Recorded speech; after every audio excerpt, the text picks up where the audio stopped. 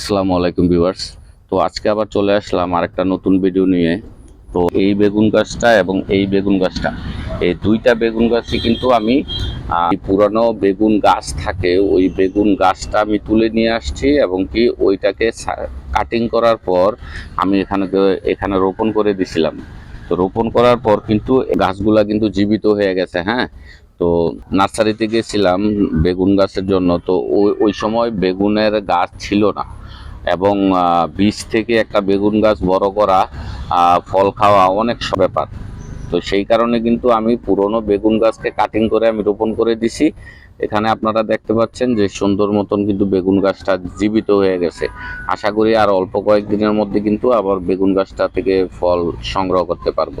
তো তো আপনারা যারা আমার চ্যানেলে নতুন দর্শক, চ্যানেলটা সাবস্ক্রাইব করে দিবেন এবং ভিডিওটা ভালো লাগলে একটা লাইক দিবেন। আর কোনো কিছু জানার থাকলে কমেন্ট করবেন, আমি আপনাদেরকে কমেন্টের উত্তর দিয়ে দিব।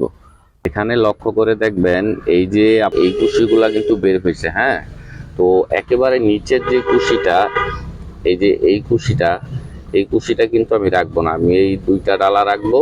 এবং কি এই যে উপরে দেখতেছেন, উপরেও কিন্তু দুইটা ডালা বের হয়েছে। হ্যাঁ, আর এখান দিয়েও কিন্তু ডালা বের হইতেছে। তো এই গাছটার মধ্যে দেখেন এই যে এখান দিয়েও ডালা বের হইতেছে, এখানেও বের হয়েছে, এদিকে আরো দুইটা আছে, এখানেও একটা আছে। হ্যাঁ, আবার এই যে দেখেন উপরেও কিন্তু দুইটা ডালা আছে।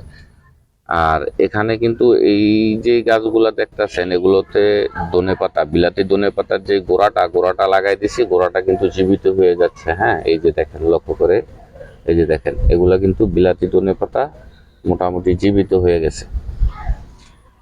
তো ওই ক্ষেত্রে আপনারা দেখবেন যে এটা হচ্ছে সাধারণত শর্টকাটে একটা বেগুন গাছ তৈরি করার পদ্ধতি।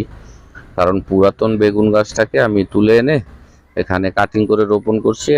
এখন ইনশাল্লাহ এখান থেকে শাখা প্রশাখা বের হবে এবং কি আমি এখানে আবার গাছের গোড়ায় সার দেওয়ার পর পর্যাপ্ত বেগুন ধরবে। হ্যাঁ,